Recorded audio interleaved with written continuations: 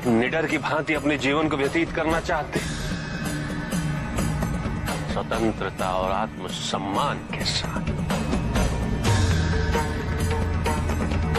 क्योंकि अपने आत्मसम्मान की रक्षा तो आपको स्वयं करनी होगी, या फिर आप सभी अत्याचार को सहना चाहते हैं। प्रतिपल, प्रतिदिन ऐसे मरना चाहते हैं आप सब। इन दोनों स्थितियों मूल्य तो हमें ही चुकाना होगा, किंतु आपको चिंता करने की कोई आवश्यकता नहीं है।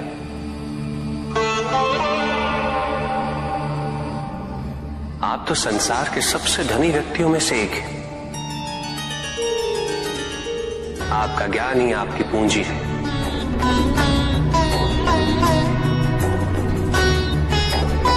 ज्ञान का दान तो संसार में सबसे महत्वपूर्ण दान होता है,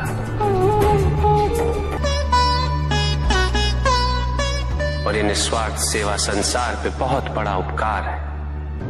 प्रत्येक समाज में ये विद्वानों का दायित्व बनता है कि वो निर्भीक होकर अपने समाज को उचित दिशा दिखाएं, समस्या का समाधान करें और प्रत्येक नागरिक को शिक्षा का अधिकार दिलाएं और शिक्षा व्यवस्था में अपना अपना योगदान दें। ये मात्र भय है, अन्यथा विचारों की स्वतंत्रता भी कोई छीन सकता है? कभी नहीं। आप सभी ने अपने स्वार्थ और अपनी सुरक्षा के अपने अपने दायित्वों का परित्याग कर दिया, किंतु स्मरण है, यदि आज आप सब ने बलिदान नहीं दिया तो आने वाले समय में इसका परिणाम आपकी संतान को भुगतना होगा। आपकी आने वाली पीढ़ी को भुगतना होगा। जिस मन पर शब्दों का आक्रमण हो, वो मन तो निरंतर ही खोज में खोया रहता है, कभी शास्त्रों में, कभी पर्वतों पर, कभी समुद्र के किनारे, तो कभी तीर्थ स्थलों पर, कभी मंदिरों में, कभी वन में, किंतु जो वो खोज रहा होता है वो कभी मिलता नहीं, क्योंकि मन तो अभी भी स्थिर नहीं। वो व्यक्ति जहां भी रहे पुत्र, जहां भी जाए और जहां भी खोजे। तुमने भी सदैव शब्दों पर ध्यान दिया है कार्तिक, भले ही वो मेरे शब्द हो या किसी और की। तुम्हारी प्रतिक्रिया तो उन शब्दों पर ही आती, और जो मन केवल शब्दों को सुनता है वो उसके निहित अर्थ से स्वयं वंचित रह जाता। शब्दों की सत्यता को समझने के लिए, उनकी अनुभूति के मन में शांति के साथ साथ रिक्तता भी अनिवार्य है, शून्यता भी अनिवार्य है। मन में इतना स्थान होना चाहिए पुत्र कि वो शब्दों के परे पहुंचने की यात्रा कर सके, किंतु मन कभी शून्य नहीं रहता, रिक्त नहीं रहता। वो सोचता है कि शब्दों का आधिक्य ही ज्ञान अर्जन है, शब्दों से ही ज्ञान है, इसलिए शब्दों का संचय करता रहता है। मन ये नहीं जानता कि परम ज्ञान तो शब्द अतीत है, एक अनुभूति जिसे शब्दों से बांधना असंभव है। शब्दों का अपना मूल्य क्या है कार्तिक? कुछ भी नहीं। जब भी कोई ईश्वर का नाम लेता है तो क्या ईश्वर मात्र एक शब्द में ही सीमित हो जाते? नहीं, यहां शब्द सत्य नहीं, सत्य है वो अनुभूति जो इन शब्दों में विद्यमान है।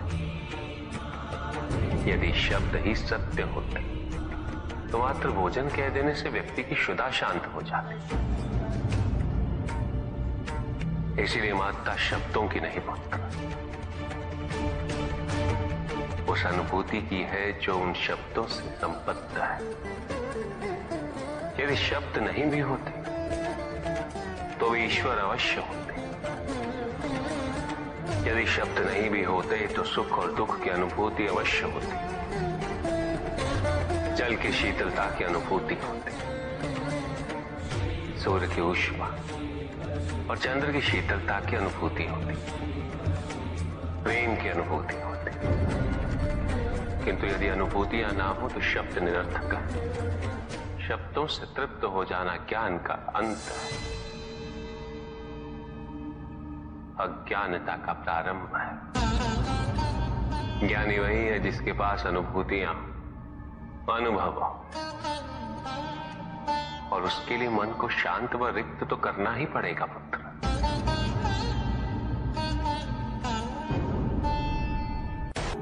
व्यक्ति यदि ये सोचे कि उसके दुख का कारण कोई और है तो वो सुखी कैसे रह पाएगा? यह असंभव है, क्योंकि दूसरों को परिवर्तित करना उसके वश में नहीं। वो तो केवल अपने आप को परिवर्तित कर सकता है। यही एक स्वतंत्रता है उसके पास। जो पीड़ा है, जो कष्ट है, वो व्यक्ति के अपने फल है, अपने निर्णय के फल। और जिस दिन वो अपने निर्णय परिवर्तित कर ले,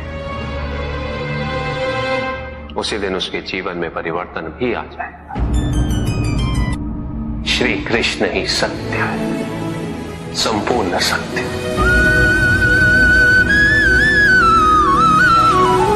जिसमें संपूर्ण धरती का भार उठाने का सामर्थ्य है। पृथ्वी पर ऐसी कोई भी सेना नहीं है बाणासुर जो श्री कृष्ण का सामना कर सके। ऐसा कोई भी योद्धा नहीं है संसार में जो उनकी इच्छा के विरुद्ध उनके समक्ष या उनके विरुद्ध खड़ा हो सके। भले ही वो योद्धा कितना ही शक्तिशाली क्यों ना हो, भले ही उसकी सहस्त्र भुजाएं क्यों ना हो,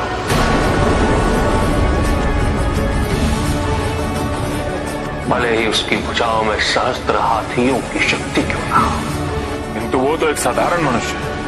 श्री कृष्ण को पूर्ण रूप से केवल वही समझ सकता है बाणासुर, जो उनकी समग्रता को संपूर्ण रूप से समझ सके।